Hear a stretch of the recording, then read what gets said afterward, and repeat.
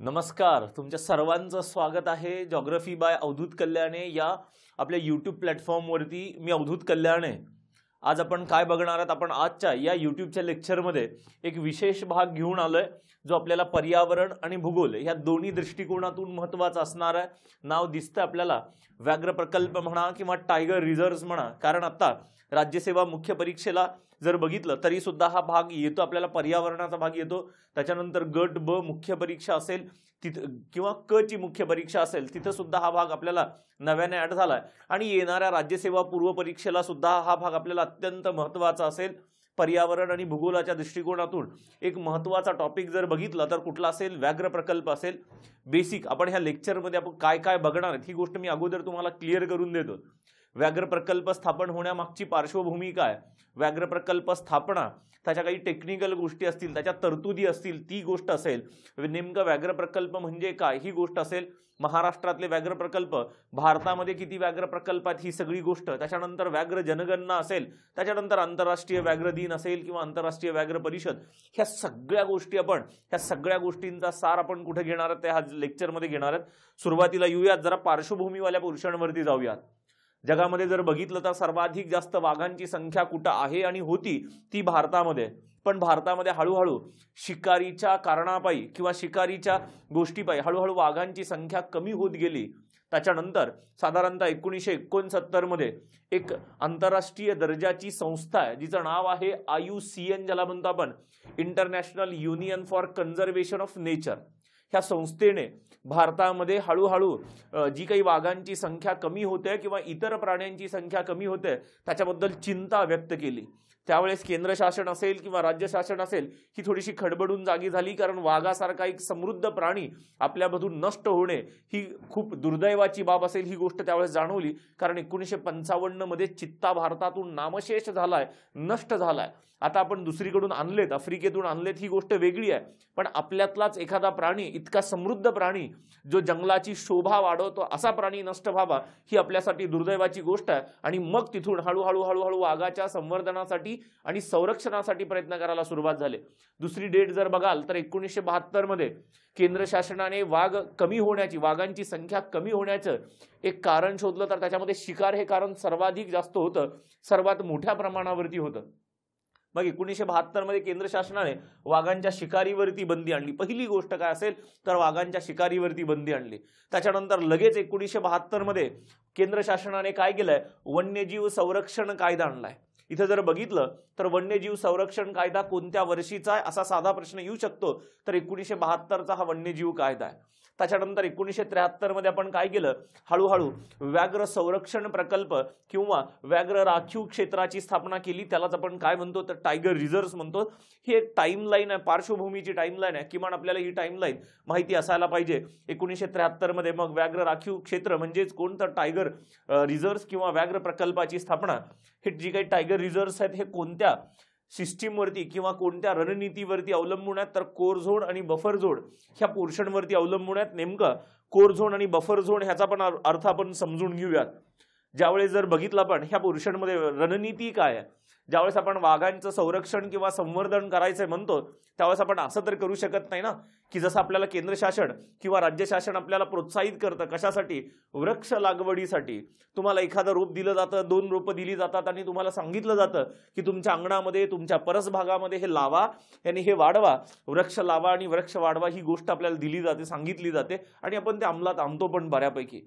पण वाघांच्या बाबतीत तसं करता येईल का? केंद्र सरकार किंवा राज्य सरकार एक छोटंसं वाघाचं पिल्लू देईल तुम्हाला आणि सांगेल की नाही नाही हे पिल्लू वाढवा, दूध पाजवा, आणखी काही खाऊ घाला, त्याला मोठं करा आणि मोठं झाल्यावरती आमच्याकडे आणून सोडा, मग आम्ही सांभाळतो, असं म्हणता येईल का? नाही। वाघाला आपल्या घरी, आपल्या स्वतःच्या घरी हे करता येईल का? नाही। वाघाला आपल्या घरी वाढवता येणार नाही। वाघाला वाढवायचं असेल तर त्याला त्याच्या घरी वाढवावं लागेल आणि मग त्याच्या घरी वाढवायचं असेल तर त्याचं घर सुरक्षित करणं गरजेचं आहे। आपल्याला घर सुरक्षित करणं म्हणजे काय, वाघांचा ज्या भागामध्ये अधिवास आहे, वाघांच्या ज्या भागामध्ये वावर आहे तो भाग सुरक्षित करणे, आणि तो भाग आपण जर बघितला तर कोर झोन आणि बफर झोन अशा पद्धतीने डिवाइड केलं। ज्या भागामध्ये वाघांचं अस्तित्व आढळतं, ज्या भागामध्ये मोठ्या प्रमाणात वाघांचं अस्तित्व आढळतं त्याला आपण काय म्हणतो, कोर झोन म्हणून डिक्लेअर केलाय। जो भाग वाघांच्या अस्तित्वासाठी प्रसिद्ध आहे, जिथं वाघांची संख्या जास्त आहे, जिथं वाघांचा अधिवास मोठ्या प्रमाणावरती आहे, तो भाग कोरझोड. आणि त्याच्या बाजूचा जो काही भाग आहे जिथं वाघांचा अधिवास थोडासा कमी प्रमाणात आहे पण इथं वाघांची तुम्हाला हालचाल दिसून येते, असा भाग काय म्हणून डिक्लेअर केला आपण? बफर झोन म्हणून डिक्लेअर केलाय. काय म्हणून डिक्लेअर केलाय? बफर झोन म्हणून डिक्लेअर केलाय. कोर झोन आणि बफर झोन असे दोन एरियाज डिसाईड करतो आपण कशा वेळेस? ज्यावेळेस एखाद्या ठिकाणी व्याघ्र प्रकल्प स्थापन करायचा आहे त्यावेळेस. मग ह्या कोर झोन आणि बफर झोन मध्ये काय पॉलिसी राबवली जाते बघा. कोर झोन मध्ये काय? मानवी हस्तक्षेप आणि जैविक हस्तक्षेप ह्याला मनाई आहे कंप्लीट. इथं जर बघितलं कुठलीही ह्युमन ऍक्टिव्हिटी अलाउडेड नाही. ह्या भागामध्ये लोकांच्या वस्ती असतील किंवा लोकांचं राहणं असेल ते अलाउड नाही. इथं जर लोक वसाहती असतील किंवा गावं असतील तर ही गावं स्थलांतरित केली जातात, बफर झोनच्या बाजूच्या भागामध्ये स्थलांतरित केली जातात. इथं जर शेती असेल तर इथून शेती दुसरीकडे शिफ्ट केली जाते, लोकांना दुसरीकडे शेती दिली जाते. हा भाग जर बघितला इथं मानवी हस्तक्षेप कोर झोनवाल्या पोर्शनमध्ये मानवी हस्तक्षेप आणि जैविक हस्तक्षेपाला पूर्णतः मनाई आहे. पण बफर झोन मध्ये काय? बफर झोन मध्ये मनाई नाही पण हा हस्तक्षेप नियंत्रित केला जातो. इथं मर्यादित प्रमाणामध्ये हस्तक्षेप आहे.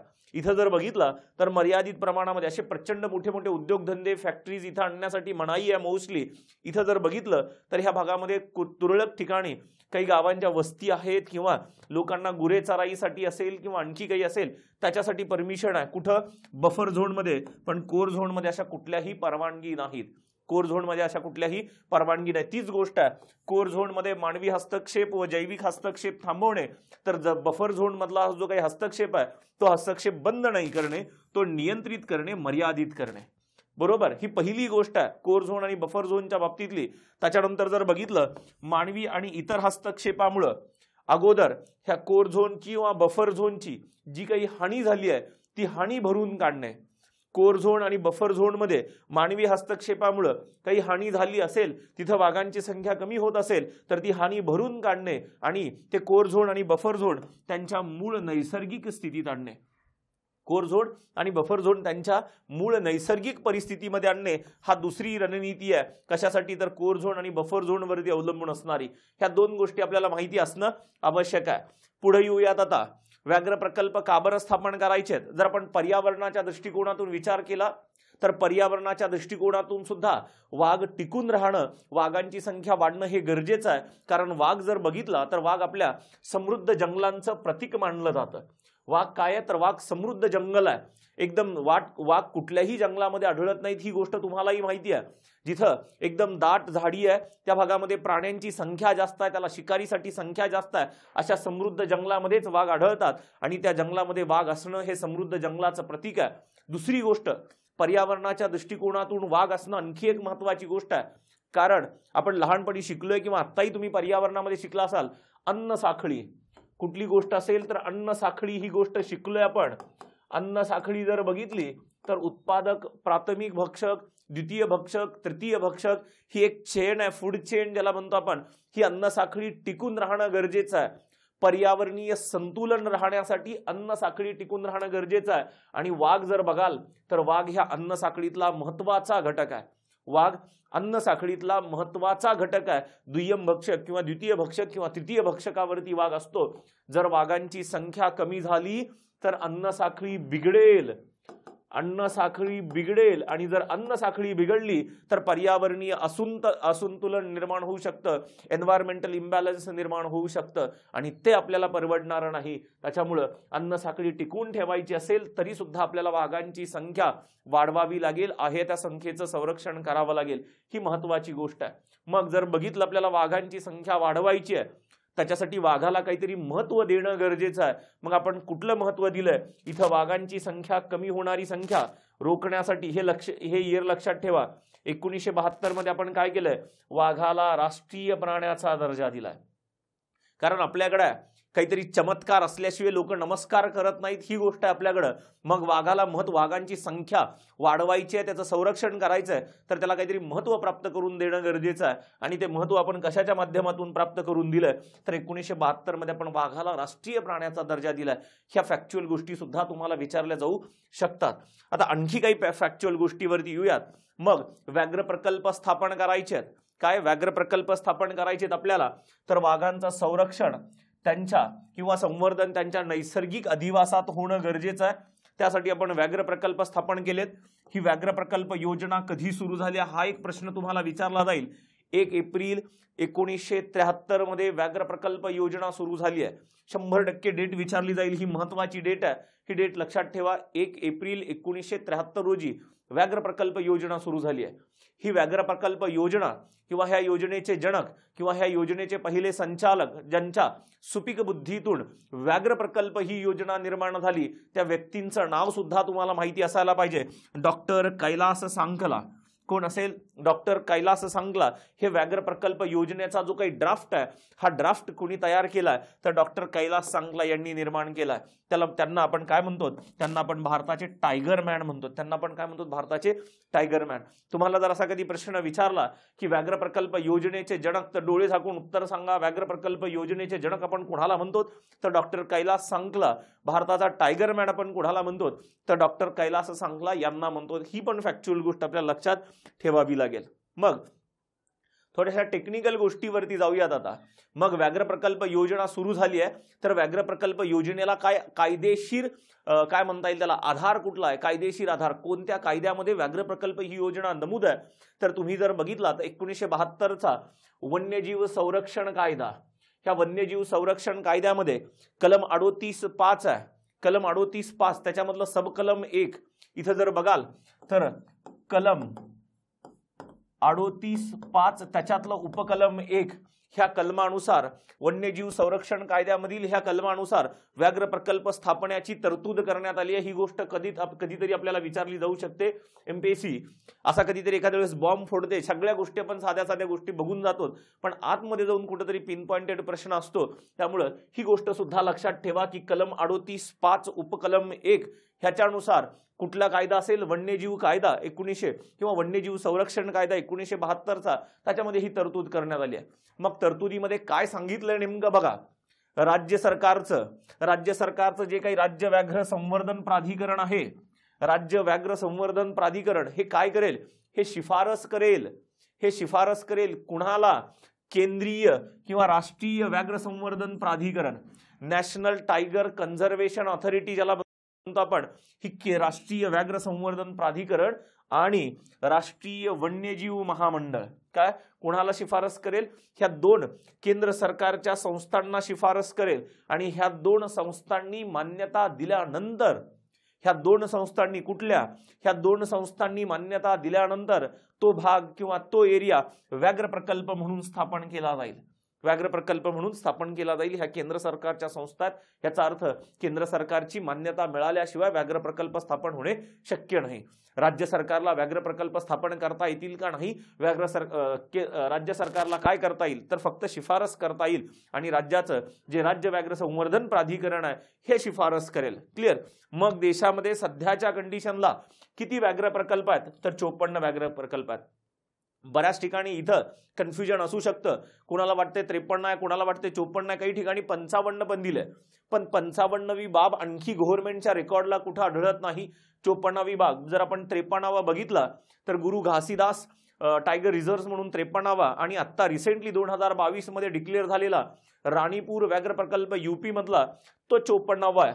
55व्या व्याघ्र प्रकल्पाची आणि आणखी तरी कुठं गव्हर्नमेंटची रितसर माहिती नाही. त्याच्यामुळे आपल्याला ही आकडेवारी फायनल मानावी लागेल थोडीशी. नंतर ज्यावेळेस कधी अपडेट होईल त्यावेळेस तुम्ही कन्सिडर करून चलाल बघाल त्यावेळेस. पण सध्याच्या कंडिशनला जर बघितलं आपण डिसेंबर 2022 आणि जानेवारी 2023 ची जर आकडेवारी बघितली तर सध्या किती व्याघ्र प्रकल्प आहेत देशामध्ये? 54 व्याघ्र प्रकल्प आहेत. 54वा व्याघ्र प्रकल्प राणीपूर व्याघ्र प्रकल्प उत्तर प्रदेश मधला. 53वा कुठला आहे? तर गुरु घासीदास व्याघ्र प्रकल्प, तो जर भाग बघितला पण छत्तीसगड मध्य प्रदेश वाल्या पोर्शन मधला. मग ह्या 54 पैकी आपल्याला महाराष्ट्राची पण गोष्ट माहिती असायला पाहिजे. महाराष्ट्रामध्ये 54 पैकी किती व्याघ्र प्रकल्प आहेत? तर 6 व्याघ्र प्रकल्प महाराष्ट्रात आहेत. किती? 6 व्याघ्र प्रकल्प महाराष्ट्रात आहेत. ही गोष्ट सुद्धा आपल्याला माहिती असायला पाहिजे. या सगळ्या फॅक्च्युअल गोष्टीवरती राज्यसेवा पूर्व परीक्षा, कंबाईन गट ब क मुख्य परीक्षा, इवन राज्यसेवा मुख्य परीक्षा 2022 सारख्या एक्झाम मध्ये सुद्धा प्रश्न विचारले जातील. मग महाराष्ट्रामध्ये कोणते व्याघ्र प्रकल्प आहेत ह्याची सुद्धा डिटेल माहिती आपल्याला असायला पाहिजे. महाराष्ट्रातले व्याघ्र प्रकल्प बघणं गरजेचं आहे का? तर 100% बघणं गरजेचं आहे. त्याच्यानुसार जाऊयात. महाराष्ट्रातला सर्वात पहिला स्थापनेनुसार क्रम दिलाय मी तुम्हाला. मी जो काही क्रम दिलाय 6 व्याघ्र प्रकल्पांचा तो स्थापनेनुसार दिलाय. त्याच्यामध्ये पण एरिया कुठं मोठा कुठं लहान ती गोष्ट पण बघणार आहेत आपण. महाराष्ट्रामध्ये स्थापनेनुसार पहिला व्याघ्र प्रकल्प बघाल तर मेळघाट व्याघ्र प्रकल्प असेल. कारण 1973-74 मध्ये केंद्र सरकारने एकदाच पहिल्यांदा 9 व्याघ्र प्रकल्प डिक्लेअर केले. 1973-74 मध्ये ज्यावेळेस व्याघ्र प्रकल्प ही योजना सुरू झाली त्या योजनेच्या सुरुवातीलाच केंद्र सरकारने संपूर्ण भारतामध्ये 9 व्याघ्र प्रकल्पांची घोषणा केली. त्या 9 व्याघ्र प्रकल्पामध्ये महाराष्ट्रातला एक व्याघ्र प्रकल्प होता 1973-74 मध्ये स्थापन झालेला. कोणता? मेळघाट व्याघ्र प्रकल्प. मेळघाट व्याघ्र प्रकल्प स्थापनेनुसार महाराष्ट्रातला पहिला व्याघ्र प्रकल्प आहे. मेळघाट, घाटांचा मेळ, कधीच न संपणाऱ्या डोंगररांगा असा अर्थ होतो. आणि ह्या कधीच न संपणाऱ्या डोंगररांगांमध्ये जो वनव्याप्त प्रदेश आहे, जो जैवविविधतेच्या दृष्टिकोनातून संपन्न भाग आहे, त्या भागामध्ये आपल्याला वाघांचा वावर, वाघांचं अस्तित्व आढळतं. म्हणून आपण मेळघाटला व्याघ्र प्रकल्पाचा दर्जा दिला. स्थापना 1973-74 ची स्थापना आहे. एरिया जर लक्षात ठेवाल तर 2768 चौरस किलोमीटरचा. आता बऱ्याच ठिकाणी एरिया व्याघ्र प्रकल्पांचा कसा दिलाय बघा. व्याघ्र प्रकल्पाचा एरिया म्हटलं की कोण यायला पाहिजे? कोर झोन यायला पाहिजे तुमचा, आणि कोण यायला पाहिजे? तर बफर झोन यायला पाहिजे. ह्या दोघांचा मिळून हा दिलेला एरिया आहे. Core zone plus buffer zone. बऱ्याच पुस्तकांमध्ये किंवा बऱ्याच ठिकाणी काय दिलंय? फक्त कोर झोन हाच व्याघ्र प्रकल्पाचा एरिया दिलाय. कोर झोन म्हणजे एरिया नाही तर core zone plus buffer zone इजिकल टू एकूण क्षेत्रफळ असा एरिया दिलाय मी तुम्हाला. ह्या पोर्शननुसार जाणार आहेत आपण. आणि एरियानुसार जर गेलो आपण तर 2768 चौरस किलोमीटर वरती गेलो तर मेळघाट हा महाराष्ट्रातला एरिया वाईज सर्वात मोठा व्याघ्र प्रकल्प आहे. मेळघाट हा महाराष्ट्रातला सर्वात मोठा व्याघ्र प्रकल्प आहे. कशानुसार?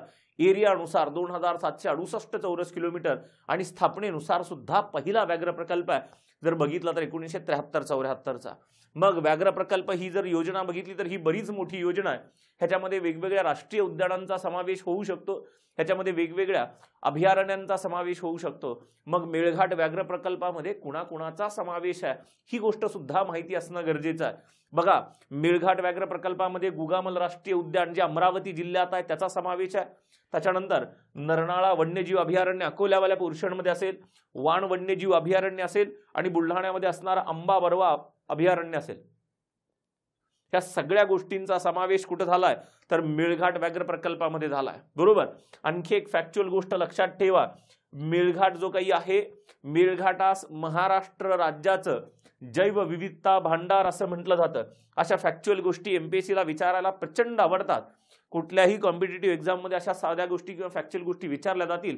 आणि हीच गोष्ट थोडीशी अवघड ठरते आपल्यासाठी की ज्या फॅक्च्युअल गोष्टी आपल्याला कधी माहिती नाहीत त्या गोष्टी जर बघितल्या आपण तर मेळघाटास महाराष्ट्र राज्याचं जैवविविधता भांडार म्हणतात. ही गोष्ट सुद्धा आपल्याला माहिती असायला पाहिजे.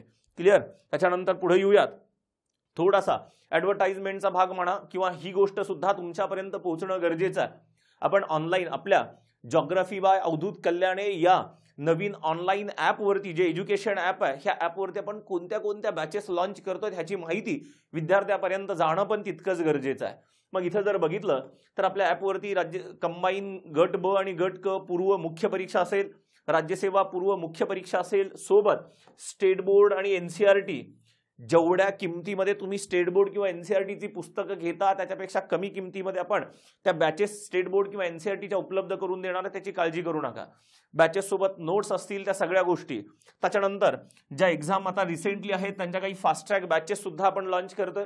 फास्ट ट्रॅक बॅचेस आपण आपल्या ऍप वरती राज्यसेवा मुख्य परीक्षा 2022 ची आता जी काही एक्झाम होणार आहे त्याच्यासाठी सुद्धा आपण फास्ट ट्रॅक बॅच विद्यार्थ्यांना लॉन्च करून दिली आहे. त्याचा फायदा अनेक विद्यार्थ्यांना होतोय. तुम्ही जर विचाराल तर ह्या सगळ्या बॅचेस आपण हळूहळू आपल्या ॲपवरती लॉन्च करणार आहेत, त्याची काळजी करू नका. त्याच्यानंतर पुढे येऊयात. स्थापनेनुसार दुसरा व्याघ्र प्रकल्प जर बघितला तर ताडोबा अंधारी व्याघ्र प्रकल्प असेल. कुठला? ताडोबा अंधारी व्याघ्र प्रकल्प. ताडोबा जर बघितलं तर हा जो काही ताडोबा अंधारी व्याघ्र प्रकल्प आहे तालुका भद्रापूर इथं भद्रावती आणि जिल्हा कुठला असेल तर चंद्रपूर जिल्हा. तालुका भद्रावती जिल्हा चंद्रपूर ह्या भागामध्ये हा ताडोबा अंधारी येतं व्याघ्र प्रकल्प येतोय. ह्या भागामध्ये चंद्रपूरवाल्या पोर्शनमध्ये इथं जर बघितलं उष्णकटिबंधीय आर्द्र पानझडी वन आणि शुष्क पानझडी वन आहेत. मॉइस्ट डेसिड्युअस आणि ड्राय डेसिड्युअस प्रकारची फॉरेस्ट एरिया ह्या भागामध्ये. तिथे एक तारू नावाचा वृक्ष आहे ज्याला ह्या भागामध्ये आदिवासी लोक देव मानतात आणि ह्या तारूवरून ताडोबा असं नाव पडलंय. तारूवरून ताडोबा असं पडलेलं नाव. दुसरी गोष्ट अंधारी नदी. अंधारी नदी जर बघितली तर मूल नदीची उपनदी आहे. अंधारी कुणाची उपनदी आहे? मूल नदीची. मूल कुणाची उपनदी आहे? तर वैनगंगा नदीची उपनदी आहे. ह्या अंधारी नदी खोऱ्याचा हा भाग आहे. अंधारी नदी खोऱ्याचा भाग आहे म्हणून ह्याला काय नाव दिलंय? ताडोबा अंधारी व्याघ्र प्रकल्प असं नाव दिलंय. स्थापना जर बघाल तर 93-94 ची स्थापना आहे. पहिला व्याघ्र प्रकल्प मेळघाट 73-74 मध्ये होता. तर ताडोबा अंधारी इथं जर बघितलं तर 93-94 मध्ये स्थापना झालेला आणि एरिया 1727 चौरस किलोमीटरचा एरिया आहे. पुढे आलो आपण की ताडोबा अंधारी व्याघ्र प्रकल्पामध्ये येतं कोण? तर ताडोबा राष्ट्रीय उद्यानाचा भाग कुठे येतो? तर ह्या व्याघ्र प्रकल्पामध्ये येतो. सोबत इथं अंधारी वन्यजीव अभयारण्य किंवा जी काही अंधारी वाईल्ड लाईफ सँच्युरी आहे ह्या दोन गोष्टींचा समावेश कुठे येतोय? तर ताडोबा अंधारी व्याघ्र प्रकल्पामध्ये येतोय जो 93-94 ला स्थापन झाला. ही गोष्ट सुद्धा माहिती असायला पाहिजे. ताडोबा अंधारी व्याघ्र प्रकल्पाबद्दल आणखी एक महत्वाची गोष्ट लक्षात ठेवा. वाघांची संख्या भारतामध्ये कोणत्या व्याघ्र प्रकल्पात वेगाने वाढतीये? तर तो व्याघ्र प्रकल्प म्हणजे कोण असेल? तर ताडोबा अंधारी व्याघ्र प्रकल्प असेल. देशात सर्वात वेगाने वाढणारी वाघांची संख्या यासाठी हा व्याघ्र प्रकल्प ओळखला जातो. ही गोष्ट सुद्धा माहिती असायला पाहिजे आपल्याला. ह्या अशाच गोष्टीवरती आपल्याला कुठेतरी प्रश्न आले की आपली थोडीशी अडचण निर्माण होऊ शकते. याचा अर्थ काय? बाकीचे जे काही 54 सगळे एकूण व्याघ्र प्रकल्प आहेत त्याच्यामध्ये सर्वात जास्त वेगाने वाघांची संख्या कोणत्या व्याघ्र प्रकल्पामध्ये वाढते? तर तो ताडोबा अंधारी चंद्रपूर जिल्ह्यामध्ये असणारा. त्याच्यानंतर तिसरा पेंच व्याघ्र प्रकल्प भारताच्या हृदयातील व्याघ्र प्रकल्प मानला जातो हा. कारण हा व्याघ्र प्रकल्प कोणत्या जिल्ह्यात येतो? तर नागपूर जिल्ह्याचा भाग आहे आणि नागपूर जिल्हा बरोबर जवळजवळ सेंटरला मानला जातो. हर्टवाल्या पोर्शनमध्ये भारताच्या मानला जातो म्हणून भारताच्या हृदयातील व्याघ्र प्रकल्पवाली गोष्ट ही मानली जाते. ही पण गोष्ट लक्षात ठेवा. साधा फॅक्च्युअल प्रश्न असेल की भारताच्या हृदयातील व्याघ्र प्रकल्प म्हणून कोणता व्याघ्र प्रकल्प ओळखला जातो? तर पेंच व्याघ्र प्रकल्प. ह्याची जर स्थापना बघितली आपण तर 18 फेब्रुवारी 1999 स्थापनेनुसार तिसरा व्याघ्र प्रकल्प असेल. स्थापनेनुसार तिसरा व्याघ्र प्रकल्प 741 चौरस किलोमीटरचा एरिया आहे. नागपूरमध्ये जर बघितली तर पेंच नावाची नदी आहे जी मध्य प्रदेशमध्ये उगम पावते. मध्य प्रदेश म्हणून नागपूरमध्ये येते. नागपूरमध्ये कन्हान जर बघितलं तर कन्हान नदीला येऊन मिळते. कन्हान नदी पुन्हा वैनगंगा नदीला जाऊन मिळते. तर ह्या पेंच नदीच्या खोऱ्यामध्ये असणारा हा व्याघ्र प्रकल्प आहे पेंच व्याघ्र प्रकल्प. ह्या पेंच व्याघ्र प्रकल्पाचं आणखी एक महत्व मध्य प्रदेश बॉर्डरला लागून असणारा हा व्याघ्र प्रकल्प आहे. जसा महाराष्ट्रात पेंच व्याघ्र प्रकल्प आहे तसाच पेंच व्याघ्र प्रकल्प मध्य प्रदेशमध्ये सुद्धा आहे. ह्याच महाराष्ट्रातल्या पेंच व्याघ्र प्रकल्पाला लागून मध्य प्रदेशमध्ये सुद्धा पेंच व्याघ्र प्रकल्प आहे. ही गोष्ट सुद्धा माहिती असायला पाहिजे. मध्य प्रदेशाशी सलग असणारा व्याघ्र प्रकल्प म्हणजे कोणता? तर पेंच व्याघ्र प्रकल्प असेल. नागपूरमधला मानसिंगदेव अभयारण्य असेल, त्याच्यानंतर पेंच राष्ट्रीय उद्यान असेल किंवा पेंच अभयारण्य असेल. ह्या सगळ्या गोष्टींचा भाग कुठं समावेश होतो? तर पेंच व्याघ्र प्रकल्पामध्ये. मानसिंगदेव अभयारण्य असेल नागपूरमधलंच पेंच राष्ट्रीय उद्यान असेल किंवा नागपूरवाल्याच भागामध्ये पेंच अभयारण्याचा भाग असेल. हा सगळा भाग कुठे येतो? तर आपल्या पेंच व्याघ्र प्रकल्पामध्ये येतो स्थापनेनुसार तिसऱ्या क्रमांकाचा. चौथ्या पोर्शनवरती जाऊयात. चौथा पोर्शन कोण असेल? तर सह्याद्री व्याघ्र प्रकल्प. सह्याद्री व्याघ्र प्रकल्प जर बघितला तर जो काही चांदोली राष्ट्रीय उद्यानाचा भाग आहे तो चांदोली राष्ट्रीय उद्यानाचा भाग म्हणजेच कोण असेल? तर सह्याद्री व्याघ्र प्रकल्प असेल. विदर्भाच्या बाहेरील एकमेव व्याघ्र प्रकल्प ही गोष्ट लक्षात ठेवा. जे काही महाराष्ट्रात 6 व्याघ्र प्रकल्प आहेत त्याच्यापैकी 5 व्याघ्र प्रकल्प विदर्भात आहेत आणि त्याच्यानंतर विदर्भाच्या बाहेर असणारा एकमेव व्याघ्र प्रकल्प म्हणजे कुठला असेल तर सह्याद्री व्याघ्र प्रकल्प असेल. आपण स्थापनेवरती जर गेलो ह्याच्या तर 2010 ची स्थापना, 1165 चौरस किलोमीटर. स्थापनेची वर्ष लक्षात ठेवा. क्वचित वेळेस आपल्याला जोड्या लावा असा प्रश्न विचारला जाऊ शकतो. जोड्या लावा असा प्रश्न विचारला जाऊ शकतो. एका बाजूला व्याघ्र प्रकल्प असतील, एका बाजूला व्याघ्र प्रकल्प दिलेले असतील आणि दुसऱ्या बाजूला त्यांच्या स्थापनेचं वर्ष दिलं जाईल आणि ह्यांच्या जोड्या लावा विचारला जाईल. आपल्याला क्रम माहिती राहिला आपल्याला तर डेट ऑटोमॅटिक आपल्याला जोड्या लावता येतील. त्यांचा क्रम, स्थापनेचा क्रम लक्षात ठेवा. 2010 मध्ये स्थापन झालेला सह्याद्री व्याघ्र प्रकल्प जर बघितला आपण तर 2 प्रमुख गोष्टींचा समावेश ह्याच्यामध्ये येतो. कोयना अभयारण्य, सातारा जिल्ह्यामध्ये असणारं कोयना अभयारण्य आणि त्याच्यानंतर सातारा, सांगली, कोल्हापूर आणि रत्नागिरी ह्या 4 जिल्ह्यांमध्ये पसरलेलं चांदोली राष्ट्रीय उद्यान. कुठलं उद्यान? चांदोली राष्ट्रीय उद्यान. सातारा, सांगली, कोल्हापूर आणि रत्नागिरी ह्या 4 जिल्ह्यामध्ये पसरलेलं चांदोली राष्ट्रीय उद्यान सुद्धा कशाचा भाग येतं तर आपल्या व्याघ्र प्रकल्पाचा, सह्याद्री व्याघ्र प्रकल्पाचा भाग येतो. ही गोष्ट लक्षात ठेवा. म्हणजे सह्याद्री व्याघ्र प्रकल्प कोणत्या कोणत्या जिल्ह्यात पसरलाय? सातारा, सांगली, कोल्हापूर आणि रत्नागिरी ह्या 4 जिल्ह्यामध्ये कुणाचं अस्तित्व असेल तर आपल्या सह्याद्री व्याघ्र प्रकल्पाचं अस्तित्व असेल. ही सुद्धा गोष्ट लक्षात ठेवा. सह्याद्री व्याघ्र प्रकल्पाचा भाग जर बघितला तर इथं बायोडायव्हर्सिटीच्या दृष्टिकोनातून, जैवविविधतेच्या दृष्टिकोनातून अत्यंत समृद्ध भाग आहे. इथं जर बघितलं बायोडायव्हर्सिटी रिच एरिया आहे, पण हा एरिया तितकाच पर्यावरणाच्या दृष्टिकोनातून संवेदनशील आहे. ह्या भागातल्या काही प्रजाती हळूहळू नष्ट होण्याच्या मार्गावरती आहेत. संवेदनशील असणं म्हणजे हळूहळू काही प्रजातींचा भाग कमी होणं त्या पोर्शनमध्ये किंवा प्रजातींची संख्या कमी होणं ह्या भागातली पर्यावरणीय दृष्टिकोनातून तितकाच संवेदनशील आहे. ह्या भागाचं आणखी एक वैशिष्ट्य सांगायचं म्हटलं तर आपल्याकडे युनेस्को नावाची संस्था आहे. कुठली संस्था असेल तर युनेस्को नावाची संस्था आहे.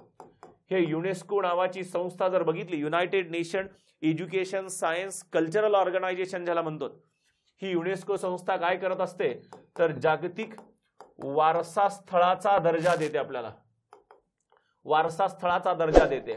2 कॅटेगरीमध्ये जागतिक वारसा स्थळाचा दर्जा दिला जातो किंवा 3 कॅटेगरीमध्ये म्हणा. एक सांस्कृतिक कॅटेगरीमध्ये, दुसरं नैसर्गिक आणि तिसरा मिक्सवाल्या सांस्कृतिक आणि नैसर्गिक असं मिक्स ठिकाण असेल तर त्याच्या दृष्टिकोनातून ह्या युनेस्कोने इथं जी काही पश्चिम घाटातली किंवा ह्या सह्याद्री व्याघ्र प्रकल्पाची अशी काही ठिकाणं आहेत, तिथली 4 ठिकाणं महाराष्ट्रात आहेत. अशा 4 ठिकाणांना नैसर्गिक कॅटेगरीमध्ये, इथं जर बघितलं तर नैसर्गिक कॅटेगरीमध्ये अशी 4 ठिकाणं आहेत महाराष्ट्रात ज्यांना जागतिक वारसा स्थळाचा दर्जा दिलाय. नॅचरल वाल्या कॅटेगरीमध्ये, सांस्कृतिक वाल्या पोर्शनमध्ये नाही, नैसर्गिक कॅटेगरीमध्ये अशी काही ठिकाणं आहेत अशी 4 ठिकाणं ह्या व्याघ्र प्रकल्पाच्या भागामध्ये येतात सह्याद्रीवाल्या की ज्यांना युनेस्कोने जागतिक वारसा स्थळाचा दर्जा दिलाय. पुढे येऊयात. नवेगाव नागझिरा स्थापनेच्या दृष्टिकोनातून 5वा व्याघ्र प्रकल्प असेल हा. इथं जर बघितलं तर हा व्याघ्र प्रकल्प तलावांचे जिल्हे म्हणून ओळखले जाणारा भंडारा आणि गोंदिया ह्या जिल्ह्यांच्या बरोबर मध्यभागी असणारा हा व्याघ्र प्रकल्प नवेगाव नागझिरा व्याघ्र प्रकल्प. आपण स्थापनेनुसार जर गेलो तर 2013 मध्ये स्थापन झालेला हा नवेगाव नागझिरा व्याघ्र प्रकल्प आहे. एरिया जर बघितला तर 1894 चौरस किलोमीटरचा. कोर झोन आणि बफर झोन अशा दोन्ही गोष्टी मिळून हा एरिया सांगितला जातो. इथं जर बघितलं तर नवेगाव नागझिरा व्याघ्र प्रकल्प. त्याच्यानंतर पुढे जर आलो आपण तर ह्या नवेगाव नागझिरामध्ये कोणता कोणता भाग येतो? नवेगाव राष्ट्रीय उद्यान असेल, त्याच्यानंतर नवेगाव वन्यजीव अभयारण्य असेल, नागझिरा, नवीन नागझिरा आणि त्याच्यानंतर कोण असेल तर कोका, भंडारा जिल्ह्यामध्ये असणारं हे कोका वन्यजीव अभयारण्य. बघा कोण कोण येत आहे. नवेगाव राष्ट्रीय उद्यान असेल, नवेगाव अभयारण्य, नागझिरा अभयारण्य, नवीन नागझिरा आणि कोका अभयारण्य हे 5 घटक कुठे येतात आपले तर हे 5 घटक नवेगाव नागझिरावाल्या पोर्शनमध्ये येतात. इथं जर बघितलं ह्या नवेगाव नागझिरावाल्या पोर्शनमध्ये सुद्धा मोठ्या प्रमाणात बायोडायव्हर्सिटी आहे, जैवविविधता मोठ्या प्रमाणात आहे. त्याच्यामुळे ह्याला महाराष्ट्र राज्याच्या पूर्वेकडील ग्रीन ओयासिस म्हटलं जातं. महाराष्ट्र राज्याच्या पूर्वेकडील काय म्हटलं जातं? ग्रीन ओयासिस म्हटलं जातं. ओयासिस याचा अर्थ काय तर वाळवंटी भागामध्ये जी काही सरोवर आहेत त्या सरोवरांच्या आजूबाजूला इथे जर बघितलं तर वाळवंटी भागामधली जी काही सरोवर आहेत त्या सरोवरांना ओयासिस म्हटलं जातं. तसं हे जैवविविधतेचं सरोवर आहे. ह्याला काय म्हणता येईल? ह्याला बायोडायव्हर्सिटी रिच असणारं सरोवर म्हणता येईल. म्हणून ह्याला काय नाव दिलंय? ग्रीन ओयासिस असं नाव दिलंय. ही गोष्ट आपल्याला माहिती असायला पाहिजे. त्याच्यानंतर पुढे येऊयात बोर व्याघ्र प्रकल्पावरती. बोर व्याघ्र प्रकल्प कुठे आहे तर बोर नदी खोऱ्याचा भाग आहे. बोर नदी कोणाची उपनदी आहे तर वर्धा नदीची उपनदी आहे. आणि ह्या वर्धा नदीची उपनदी असणाऱ्या बोर नदीच्या खोऱ्यामध्ये जो काही वाघांचं अस्तित्व आढळतं किंवा जो काही अधिवास आढळतो त्या भागाला आपण काय म्हणून डिक्लेअर केलंय तर बोर व्याघ्र प्रकल्प म्हणून डिक्लेअर केलंय. स्थापना जर बघाल तर ह्याची स्थापना 2014 ची आहे. स्थापना 2014. स्थापनेच्या दृष्टिकोनातून सर्वात अलीकडं किंवा सर्वात सध्याच्या कंडिशनला शेवटचा व्याघ्र प्रकल्प म्हणता येईल महाराष्ट्रातला 2014 मध्ये स्थापन झालेला. वर्धा आणि नागपूर जिल्ह्यामध्ये ह्या व्याघ्र प्रकल्पाचं अस्तित्व आढळतं आपल्याला. ही गोष्ट पण लक्षात ठेवा. इथे जर बघितलं तर ह्या व्याघ्र प्रकल्पामध्ये बोर अभयारण्य, त्याच्यानंतर नवीन बोर अभयारण्य, त्याच्यानंतर नवीन बोर विस्तारित अभयारण्य हा सगळा भाग कुठे येतो तर ह्या बोर व्याघ्र प्रकल्पामध्ये येतो. एरियाच्या बाबतीमध्ये 816 चौरस किलोमीटरचा एरिया आहे. बऱ्याच जणांनी इथे एक विशेष गोष्ट लक्षात घ्या. बऱ्याच ठिकाणी काय दिलंय बोर व्याघ्र प्रकल्प म्हटलं की 138 चौरस किलोमीटर असा एरिया दिलाय आणि महाराष्ट्रातला सर्वात लहान असं सांगितलं जातं. पण हे 138 काय आहे ही गोष्ट लक्षात घ्या. हा 138 कोण आहे तर फक्त कोर झोनचा एरिया आहे. बोर व्याघ्र प्रकल्पाच्या कोर झोनचा एरिया हा 138. संपूर्ण core zone plus buffer zone हा नाही आहे. Core zone plus buffer zone म्हटलं की हा येतो 816. असं म्हणता येईल आपल्याला बोर व्याघ्र प्रकल्पाच्या बाबतीत की महाराष्ट्रात सर्वात लहान कोर झोन असणारा व्याघ्र प्रकल्प म्हणजे कोणता तर बोर व्याघ्र प्रकल्प अशी म्हणता येईल. पण सर्वात लहान व्याघ्र प्रकल्प असं म्हणणं जरा अवघड ठरेल आपल्याला, कारण ह्याचा एरिया बघा 816 चौरस किलोमीटर आहे. ह्याच्यापेक्षा अगोदर 741 वगैरे असे काही व्याघ्र प्रकल्प येऊन गेलेत आपल्याकडे. त्याच्यामुळे बोर हा व्याघ्र प्रकल्प एरिया वाईज क्षेत्रफळाच्या दृष्टिकोनातून सर्वात लहान नाही तर कशाच्या बाबतीत लहान आहे ह्याचा सर्वात कमी कोर झोन असणारा भाग आहे. हा सर्वात कमी कोर झोन असणारा व्याघ्र प्रकल्प महाराष्ट्रातला कोणता असेल तर बोर व्याघ्र प्रकल्प असेल. फक्त 138 चौरस किलोमीटरचा त्याचा कोर झोन आहे. किती 138 किलोमीटरचा. ही गोष्ट पण विशेष लक्षात ठेवा. त्याच्यानंतर काही महत्वाच्या फॅक्ट्स आहेत आपल्याला. ह्या फॅक्ट्स आपल्याला कदाचित विचारल्या जाऊ शकतात.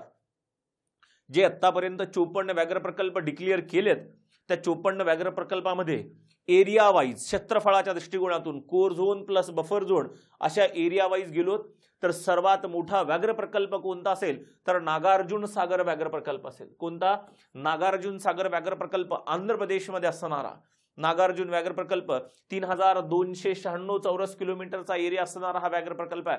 ही गोष्ट माहिती असू द्या. दुसरा एरिया वाईज सर्वात लहान व्याघ्र प्रकल्प जर बघितला तर आसाम राज्यामध्ये असणारा नामेरी व्याघ्र प्रकल्प. कोणत्या राज्यामध्ये आहे आसाम राज्यामध्ये. सर्वात कमी area core zone plus buffer zone असं मिळून गेलो तर आपण 464 चौरस किलोमीटरचा एरिया असणारा हा नामेरी व्याघ्र प्रकल्प आसाम राज्यातला देशातला सर्वात लहान व्याघ्र प्रकल्प आहे. देशातला सर्वात मोठा, देशातला सर्वात लहान.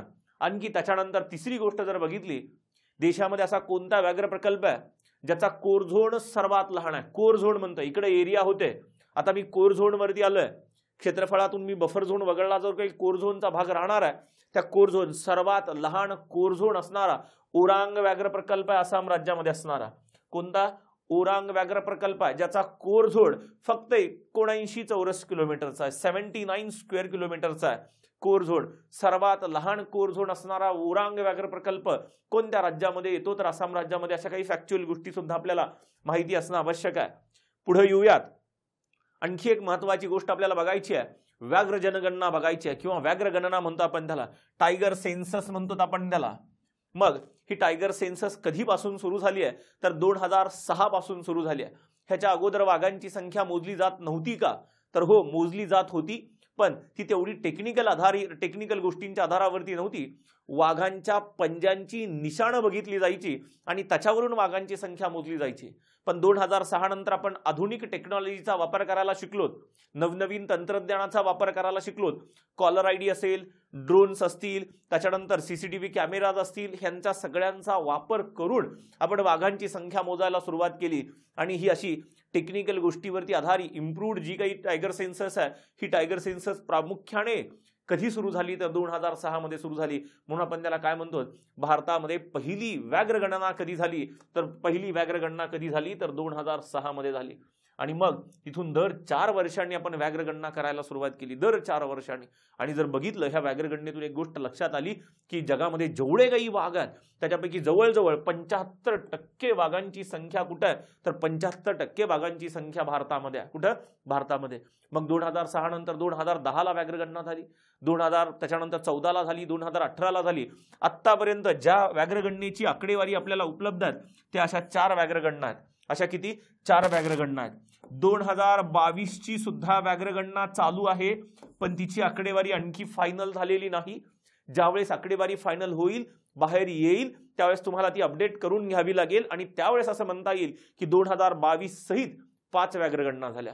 पण आतापर्यंत तर 2022ची आकडेवारी उपलब्ध नाही, त्याच्यामुळे आपण नंतर याच्यामध्ये वाटलं तर अपडेट करूयात. पण सध्याच्या कंडिशनला 6, 10, 14 आणि 18 अशा 4 व्याघ्रगणना आहेत. आणि ज्यावेळेस 2022ची होईल, आकडेवारी फायनल येईल, त्यावेळेस असं म्हणता येईल की 5 व्याघ्रगणना झाल्यात. आपल्याला ही पण गोष्ट लक्षात ठेवा. मग पुढे जर बघितलं 2018ची आकडेवारी जी काही उपलब्ध आहे आपल्याला व्याघ्रगणनेची, त्याच्यानुसार सर्वाधिक जास्त वाघांची संख्या कोणत्या राज्यामध्ये ही गोष्ट विचारली जाईल, तर मध्य प्रदेश राज्य आहे. 526 इतकी वाघांची संख्या आहे.